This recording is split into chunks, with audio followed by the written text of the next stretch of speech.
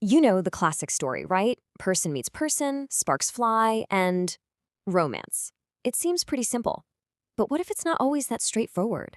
What if, for some people, the whole experience of love and romance follows a much more specific, kind of nuanced script? I mean, really think about it. Have you ever felt this disconnect between the romance you see in movies and what you actually feel inside? Or maybe you felt that spark in a way that completely surprised you. Well, it turns out attraction can be incredibly specific. So today, we're going to explore 8 romantic orientations that go way beyond the usual labels. They give us this richer language to understand all the fascinating ways we connect with each other. So, let's dive in. First up, we're looking at a set of orientations that present a kind of paradox. This conflict between loving the idea of romance, but not so much the reality of it. Okay, picture this. You're at the movies, front and center for the cheesiest rom-com you can find, and you are eating it up. This is your jam. But later, when a real person in real life reaches over to hold your hand, you just freeze. It feels off. If that sounds at all familiar, it might be what's known as an agoromantic experience. The core idea here is loving romance as, well, as a spectator sport. You can have a whole library of romance novels. You can ship characters like crazy, but you just never see yourself as the main character. All right, let's switch it up. Picture a different scene. You're amazing at dating. You plan these perfect evenings, you buy the flowers, you love all those romantic gestures. It's kind of like test driving an incredible sports car every single weekend, but you have zero intention of ever actually buying it. And that's being bellis romantic. It's an attraction to the performance of romance, the aesthetic, the fun stuff, but without that desire for the deep soulmate connection that's supposed to come with it. You've totally nailed the gestures, just not the attachment. So if we put these two side by side, the big difference is participation. An agoromantic person, they're like the fan in the stands, loving the game from way up there.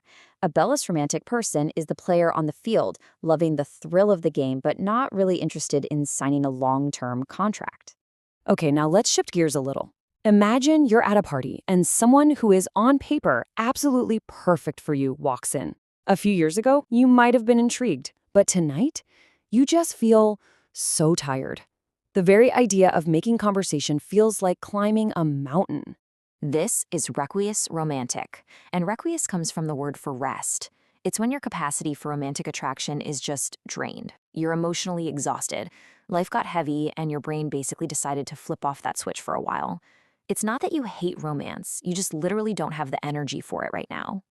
And you know, that whole idea of attraction being switched off brings us to our next category.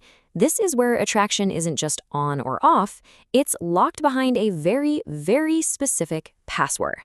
For some people, attraction isn't some vague feeling that just happens. Nope.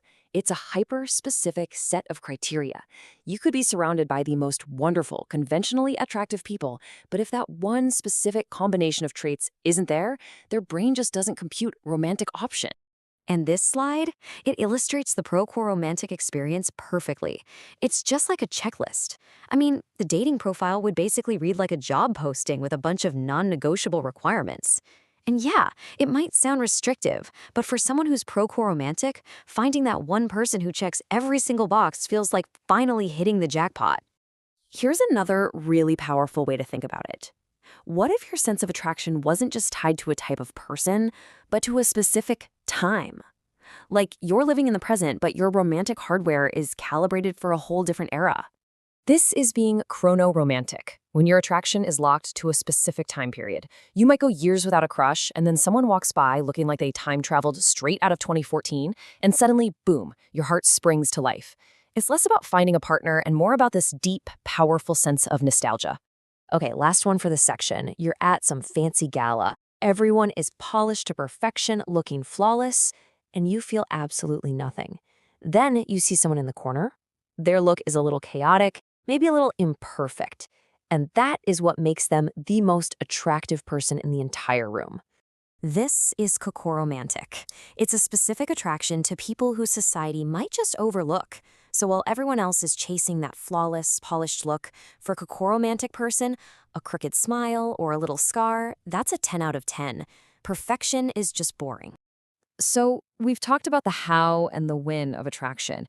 Our last section here looks at the who. These are orientations defined by the specific range of people someone is attracted to. So imagine you're at a party, and your heart is just lighting up for all sorts of people. Women, non-binary folks, gender-fluid people. Your friend might ask if you just crush on everybody. But then a conventionally handsome guy walks over, and for you that feeling just vanishes. Nothing. And this describes being polyromantic. It's really important to get this one right. It means attraction to many genders, but not necessarily all of them. There might be one or more specific genders that just aren't part of your attraction spectrum, and that's the key feature here. All right, for our last example, let's head to a coffee shop. Someone walks in and you are immediately captivated.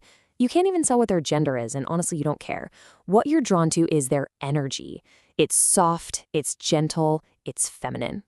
This is Chronoromantic, where the Phin stands for feminine in nature. The attraction isn't tied to a person's gender label at all, but to their expression, their energy. For someone who's Chronoromantic, that gentle vibe, that softness, that's the switch that flips on attraction. So, after going through all these really specific experiences, you might be thinking, okay, but what's the point of all these labels? And that's a crucial question. The thing is, they aren't meant to be rigid boxes to stuff people into. They're tools. They give us a vocabulary for feelings that tons of people have, but might have never had the words to describe. At the end of the day, understanding these orientations shows us that the landscape of human attraction is just so much more varied and fascinating than the simple stories we're usually told. It gives us a chance to be more empathetic, more understanding, and more open. So I'll just leave you with this to think about. How does knowing all of this expand your own definition of what love can be?